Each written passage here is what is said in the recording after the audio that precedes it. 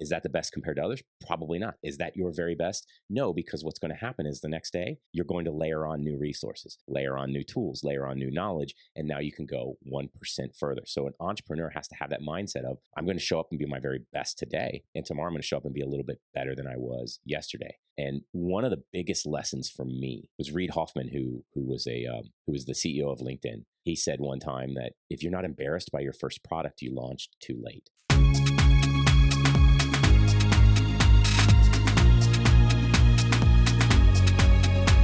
It's time to reinvent.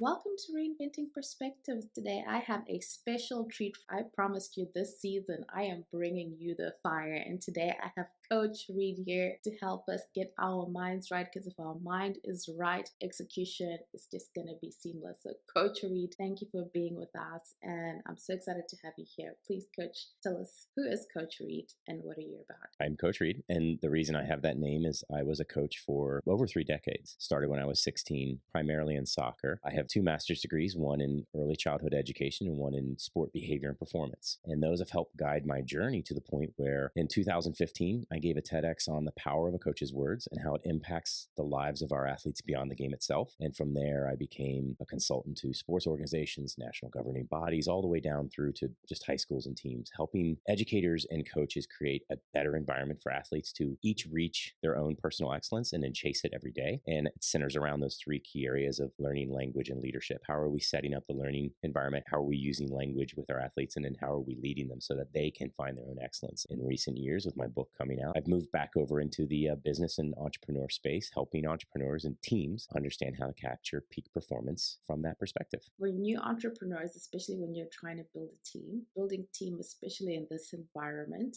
posts and everything, even organizations are struggling with how do you get people to have that team mentality, and even more if you're an entrepreneur. So I'm so excited to talk about that. Let's start here, Coach. What is the Spartan Mindset? Well, the book is titled The Spartan Mindset. It's titled that because the 2 stories that sort of give the best example of what it is to have this unrivaled, indomitable spirit as an athlete or entrepreneur or as a performer. Those 2 stories that bookended are about the Spartans. And so we framed it in that. But the idea behind the Spartan Mindset is that you've got this mindset that you understand that the journey is full of ups and downs, that failure is part of the journey. It's not a fatal stop. That failure is a guiding post. It helps you learn to move on. So you either know you're going the right direction or you maybe need to change tack. It's about resilience. It's about focus and discipline. Spartan Mindset has to do with creativity. Sometimes you have to overcome obstacles through creativity. Sometimes you have to re-innovate. Sometimes you have to just, if you read Jocko Willink's work or David Goggins' work, they talk about embracing the suck. Sometimes resilience is being stuck in these moments that just really are very uncomfortable, but we know by having that comfortability with being uncomfortable, we can get to the other side and adapt and become stronger. And so that's the Spartan Mindset for me, is all about developing those skills, because like you said, the outcomes, the physical part, the actual work itself, there needs to be a brain-body connection. When you're an entrepreneur and you're building a team, you're looking for the people with the very best skills that lend to your particular business. But you also have to think about those skills will only be as good as their brains allow them to function, as the environment that they're in, that language that we're using allows them. And so we have to understand that brain-body connection. That's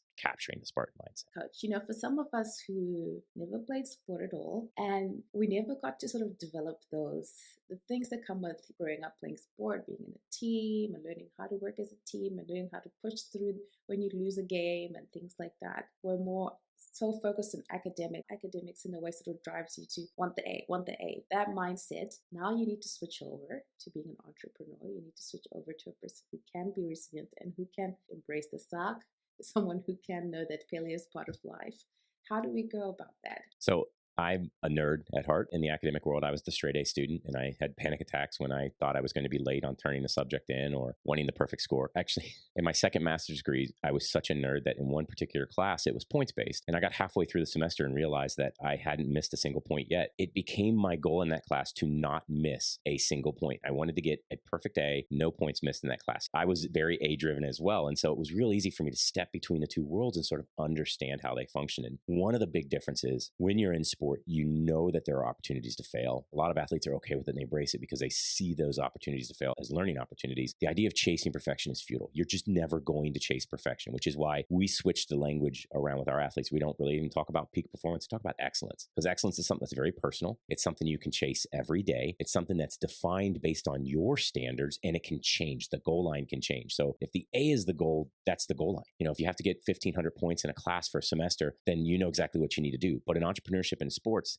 the goal line's constantly moving. So you can't think about a point value or a time or anything. So you have to think about that excellence. And that excellence comes down to you with the resources, the tools, the knowledge, and the support that you currently have in that moment, giving your very best and creating the very best outcome possible with all of those things. Is that the best compared to others? Probably not. Is that your very best? No, because what's going to happen is the next day, you're going to layer on new resources, layer on new tools, layer on new knowledge, and now you can go 1% further. So an entrepreneur has to have that mindset of, I'm going to show up and be my very best today, and tomorrow I'm going to show up and be a little bit better than I was yesterday. And one of the biggest lessons for me to cross between the two worlds was Reed Hoffman, who is the CEO of LinkedIn. He said one time that if you're not embarrassed by your first product, you launched too late. And that really stuck with me, because what he was saying was everybody wants to create the perfect product. Everyone wants to create the perfect value for their customers, or wants to create the perfect thing before they give it to the world. They want to be an artist. Entrepreneurs want that. The problem is you've got to get it out to the world and reiterate. You've got to learn to put your work out there, pivot, change, reiterate, because you're never going to know where your work stacks up until it's in the world and you're getting feedback from your customers and feedback from other people, that you can start to make those changes so that it fits what the world needs in front of you. You just don't know until you have feedback, until you have those beta tests. I can't do it like this. Let me just keep researching. Those are not the perfect words. I gotta find the perfect words. So let me just keep,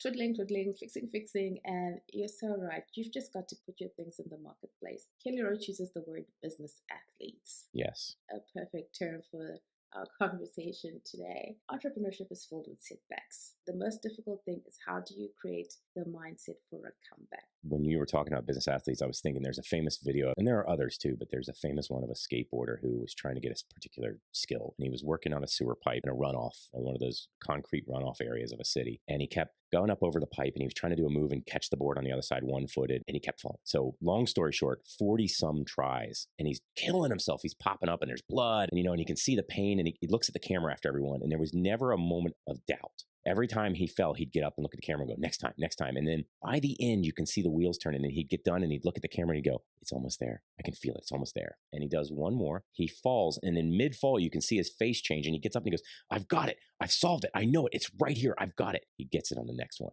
40-some tries until he finally gets it. And that's that entrepreneurship. That's that athlete, is knowing that you're not going to get it on the first try. It's knowing that that's the point, is you're going to show up and continue to push through, and you continue to do things, and that failure is not fatal. So many entrepreneurs have come back from what they thought were major setbacks. They reiterated, they pivoted, they pushed through it, they got to the other side. The key is understanding that, just like an athlete who's getting up and training every day and showing that discipline and being self-aware and being willing to take feedback and being able to step back and analyze what happened and debrief on it so you can change it moving forward, that's great entrepreneurship. Entrepreneurs are athletes because you have to have that same discipline. You've got to have that same approach to trying new things, to being uncomfortable, to getting out of that comfort zone, to taking a step back and saying, that's not working. What in this equation is causing it not to work? What little tweak can I make? And that's what athletes are doing. They're constantly reiterating until they get it, and they're constantly evaluating themselves. So great entrepreneurs are doing that. It's what dashboards are built for. When we have our metrics and our KPIs about our business, is we're getting that same type of feedback about what is and isn't working in our business, and we're willing to change those. And we're also going to understand, just like that athlete, sometimes I'm going to fall down and I'm going to skin my face. If this is the passion and this is what I've chosen to do for a living, I'm going to expect to fall down and skin my face. The key is to get up and say, okay, why did I skin my face? What can I do differently so that doesn't happen again? When I started out on this journey, every time something didn't work, it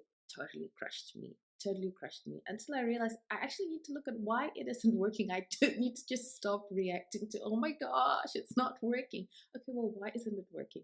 And, it becomes so interesting when you begin to understand things and understand why something isn't working and how something can work. I love that you said that, Coach. Do you mind if I add one more thing? You saying that makes me think about that. The other thing as an athlete is you expect there's going to be a critic in the stands. You expect an opponent. You expect that somebody's going to be yelling, you're a bum, or whatever. Just like in the movie with Kevin Costner for Love of the Game, there's a guy screaming at him, you're a bum. And he's like, quiet the mechanism. Like, let's drown that guy out. And so you saying that as an entrepreneur, that's the other piece, is that they're going to be critics. So even if something does does work, there's going to be that one or two people or even 20 to 100 people who say, this is awful, I hate this, or I don't like your product. And you've got to be willing as an entrepreneur to say, that's okay. Look at the positive. How many thousands of people like my product? Now, the key is instead of basing your success on all the people who do love your product, is finding out what about your product the others don't like, because those are the missed ones. That's that survivorship bias. A lot of us measure our results on the wins, but we never look at the losses and say, okay, what about those people who left my company, who left my product? What didn't they like? Can I reiterate so that I can gain some of their trust back too? That's good entrepreneurship. This is just so rich on so many levels. And I hope people really catch all these aspects and realize, wow, this is really a mindset shift. And if you can make this shift, things are just going to stop crushing you each and every way, because you realize that this is how the game, to speak of being an athlete, this is how the game has to be. Just a quick ask. If you're finding this information helpful, please share it with someone that you know would love this conversation and would find this information beneficial. Thank you again for listening in. And let's jump back into our conversation. Now, Coach, I'd really love if you can go into the book a little bit for us. Give us a teaser. The book's full title is called The Spartan Mindset, Mastering the Language of Excellence. And I actually have a copy here. Let me get that up in front of the camera so you can see it. Really, the basis for the book is the language that we use in those high stress, high performance situations. So in a classroom, on a sports field, on the trading floor, in your business, in day-to-day life, when we're in those positions where we're called upon to compete at our very best, stress may run high, there are outcomes on the line. What language are we using in those moments that either helps or harms our performance? It was from 30 years of research that I'd done just out in the world, plus the 2 master's degrees, and then working with other mentors and listening to other people. There were certain words that I started to notice that popped up in performance situations, and they had an impact on that person's performance, because there's a massive brain-body connection that we tend to ignore, especially in sports. We think, oh, I can train the skills in these athletes, and if I just train, and create robots out of them, they'll perform at peak. But we know, watching the Olympics, watching the World Cup, watching these elite levels, that the difference between first and third could be a split second, and it really comes down to those few inches between the ears where the difference is made. And we've seen some really famous, sadly, chokes in the sports world where we've had amazing athletes on the stage and they have these meltdown points where they spiral out of control, and even the announcers are totally befuddled, like, this is one of the greatest athletes in the world, what's happening to him or her? That's where the language comes in. That's where the brain comes in. And so the book is broken into 3 sections. They're peril words. These are these words that negatively impact our performance, and when used in these high stress situations, they actually can harm how well we perform. And so we talk about how to change those, reframe them, rewire, and then replay those as different words that help us. There are power words. These are the words that are, when used in certain situations, they completely help peak performance. These are words that actually assist us and get our bodies ready to perform at peak based on cognitive structures. And then there are those, what I call transformational words. And those transformational words are those words that when you use them, they don't just create a positive outcome, they transform the people and the moment involved in that particular situation. I can give you a couple examples. So from a negative word, from a peril word perspective, one of the big ones is can't. A lot of times you'll hear people say, oh, I can't do that. Oh, I can't. I'm not good at math. Or I'm not a coder. I can't start this company. And can't is a stop word. It's a fatal word. It cancels out any thought of a future. You can't visualize anything beyond the word can't. You don't have any basis for what you would put your goals on. It tends to give your brain and your body an excuse just to stop, just to not perform, to underperform. And so we always talk about, the Carol Dweck, the power of yet. You switch can't to a yet. You reframe it to a different word. One of the big words is, from a power perspective, will. No, you will do this. And the key is to back up your language with tools and resources. So you can't just say, oh, I'm going to switch my words. I'm no longer use can't. I'm going to say yet. I can't yet. Great. Now what you have to say is, I'm going to go find the resources. I'm going to find the right people. I'm going to find the right tools. I'm going to learn to do this. And that way I turn a can't into a yet, because I'm backing it with action. I've got to take progress to the next level. Scott Birkin says that all progress hinges on the space between those who talk in private and act in public. So the key with our language was switching the words in the book, and I talk a lot about that, is putting action behind those words. Each chapter starts with a story, using that word in context so we can see it, how it actually has impacted somebody's performance along the way. Some of the stories are very personal, so I get very vulnerable about my own life. Some of them are very public. We've seen these people and we say, oh yeah, I remember JFK's famous speech about putting a person on the moon, where he used the word will like 37 times in the speech to reiterate this will happen. And I talk about the science behind it. Like, here's the impact it's having on our brain. Here's the connection between brain and body. Here's why it matters so much. This language is so vital, because the brain brain does fire the neurons that create skill. That's where skill is in the brain, the more effective firing of neurons and at the synapses level. And then, of course, that actually innervates muscles in our body. So it actually prepares our body and our heart and everything for performance when our brain is primed properly with these words. And then I end each chapter with tips and hints about how do we switch over to a different word, or how do we enhance this word in our performance. I love it already. I can't yet, I will. What am I going to do about this? Can't in our house became an acronym: challenge accepted, no takebacks. So if somebody says I can't, there's a challenge accepted, no takebacks. And obviously my kids are much older, so I don't hear it as much, but they've used it against me in the past before, saying, oh, challenge accepted, no takebacks, Dad. You said you can't, but no, we're going to do it now. My son got me back into lifting, and that's really how he did it. Is I said, oh, I can't, my back, I'm almost 50. And he said, oh, challenge accepted, no takebacks, Dad. It's like, Dad, you will. And I repeat You will. that, you will. And I'll spot you. I'm right here the whole time. Oh, that's fantastic. I love it. I can tell that it's a culture and a team way of doing things. The early entrepreneur that's listening and thinking to themselves, what language can I use every day with myself sort of to encourage myself in this journey of entrepreneurship? And how can I begin to work on my mindset? Yes, I'm a huge believer in the idea of affirmation, and how we speak to ourselves becomes a reality that we begin to create for the world around us. Not manifesting as I think things and they happen. It's I think certain ways, so then I begin to act certain ways, and I create my outcomes based on the fact that I've created this positive mindset. And so one of the biggest things we can do as an entrepreneur is we've got to create an actual real visual image of what we want. We can no longer just say, oh, I dream of this, or I'd like this. It'd be great if I had this.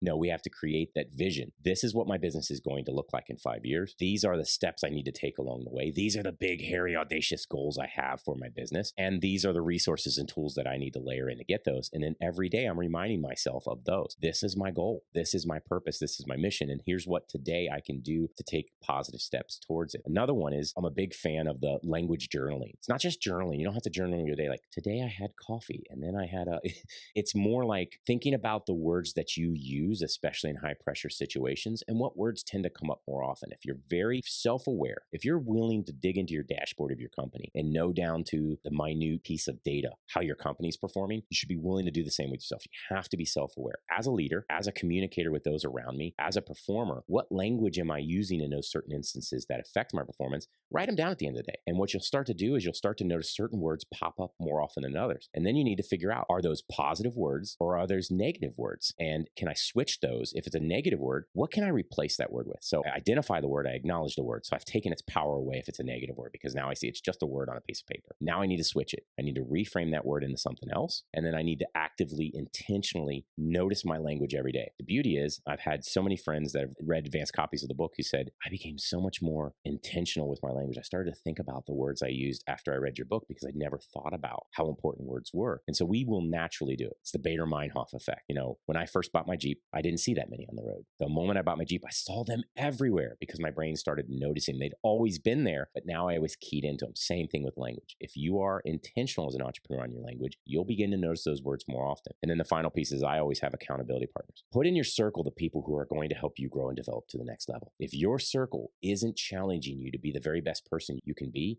you don't have a circle, you have a cage. They're holding you back. They're caging you in. They're keeping you from your ultimate success. But those people in those circle, they need to be empowered to, and you need to be willing to receive the feedback from them. Because sometimes we need one person that we trust very deeply, that we know has our greatest interest at heart, to say to us, that language is not serving you, Reed. Is that the right word that you want to use in this moment? Is that the right way you want to think about this problem? Because it's not serving you. If you have those people around you and you're telling them, these are the words I want to eliminate from my vocabulary, or this is my goal, and anytime I say, I can't do that, I need you to step on me and say, oh, no. Challenge accepted, no takebacks. What resources do you need to solve this problem today? And what it does is it shifts you from a problem-focused mentality to, because in business, problems pop up all day long. It shifts you from problem-focused to problem-aware, solution-focused. That's the key that we need. We need to recognize problems, but we need to solve them. I think it's by Henry Ford. I might be wrong. If you think you can, if you think you can't, either way, you're right.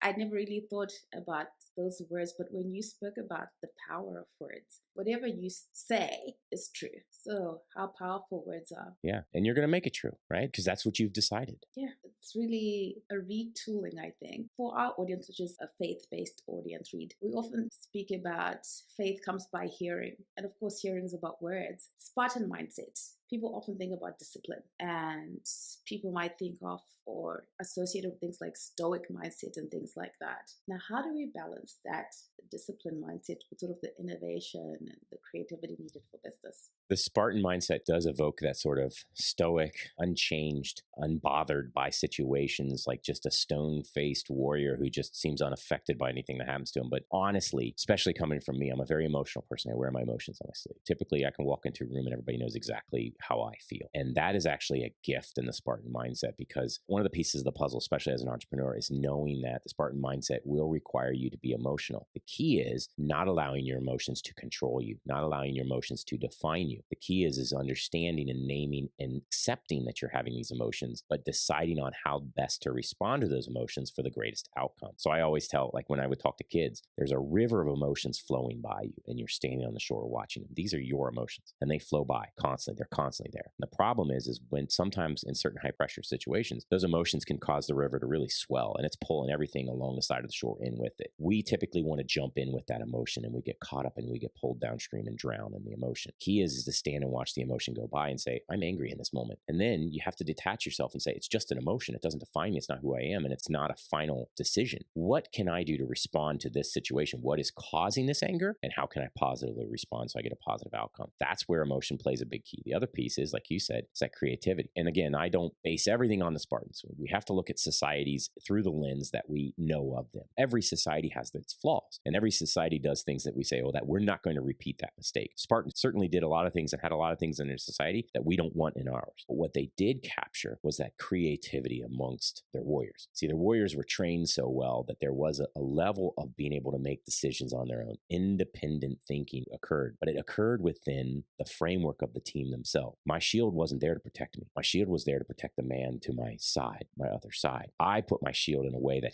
he was guarded or she was guarded, and then I fought with the other hand, and the person on the other side of me was guarding me. So the beauty of the Spartan mindset is understanding that we've got to be able to take care of those around us. We've got to be a part of a team. We've got to trust in others. And then the other piece is we're independent thinkers. I need to make these choices that I know are going to affect other people around me, and I have to have the freedom and creativity to make them. To take it one step further, there's a concept called the commander's intent. And the idea was that in a military unit, in a larger military theater, everybody had a role and a task and a skill. So we couldn't tell everybody to do exactly the same thing. We need certain elements within that to fall in place for the battlefield to succeed. So the commander usually stepped back and said, what's our ultimate goal? When this battle is over, what should the battlefield look like that we can call success? And then from there, everybody was doled out their roles and told to play their part within that with the greatest commander's intent. The commander's intent was typically at the top of every page. So everybody knew what the outcome was expected to be on this battlefield, but everybody had the freedom to do the role that they were capable of doing within that. And that's the same thing within a company. If you're a great entrepreneur and you've got a team and you want creativity, give them a commander's intent. Let them know that this is what the ultimate outcome should be, but give them the flexibility, the freedom, the empowerment to do their job within the framework, knowing that they know what this commander's intent is, and trust them to do it. So you don't have to micromanage them. You don't have to check in on them every day. You don't have to put your hands in there. You can let go of some of those vines and allow other people to do their jobs, knowing we're all on the same page. We have a shared value system. We have a shared vision, and we have roles that we bring to the table that allow us to add deeper value to the overall good of the organization. That's where that creativity comes in the Spartan mindset. Commander's intent right at the top. That's all you need to know. What are we trying to do here? Feel free to bring your excellence to get that done. Yeah. Thank you so much, Coach Reed. This has been so exciting. And I think I have to listen to this again and again because there's so much that you said in this and so much that I think the audience is going to get out of this. Please, where can people learn more about you, Coach? And I know the book is out this month, correct? Yes, it's actually out April 18th. April 18th.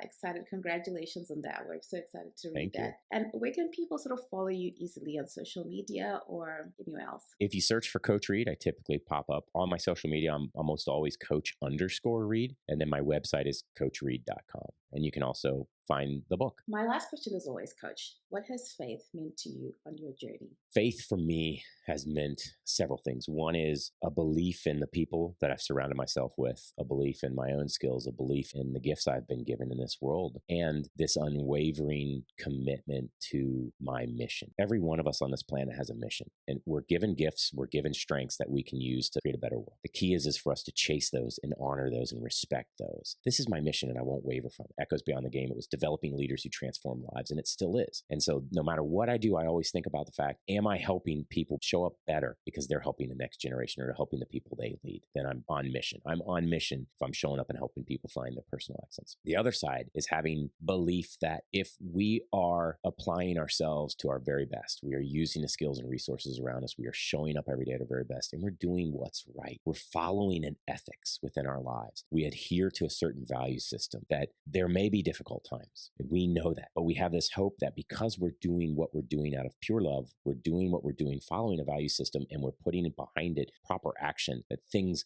will come out in our favor. Even in the most difficult times, things will work out if we continue to put that work in. We should never stray from our values. If we have strong values, do not compromise them, because even though it seems today, and I've been here in my business, there have been times where my values have been challenged. There have been times where I was basically ultimatum to either change my values or fail. And I chose failure over the changing the values, because my values meant so much more, because I knew if I stuck to what I believed in, if I stuck to what I knew was right, and I stuck to my mission, it would still work out. And it did, and it will. But it didn't just work out on its own. That's the one that always gets people, is like, well, I hope. No, you've still got to put action behind it, but never compromise your values. That's faith for me. Thank you so much for that, Coach. It's been an honor, a great time. We look forward to learning more, getting your book, The Spartan Mindset. Thank you, Coach Reed. Thank you. I hope you got a lot of information, a lot of actionable things out of these episodes. Please, 2 huge favors from you. Please let us know what kind of things you'd like to hear. And if you really love the episode, please support us by going and leaving a review in your podcast listening app. Thank you for choosing to spend your time with the Reinventing Perspectives podcast. We value you. See you again next week.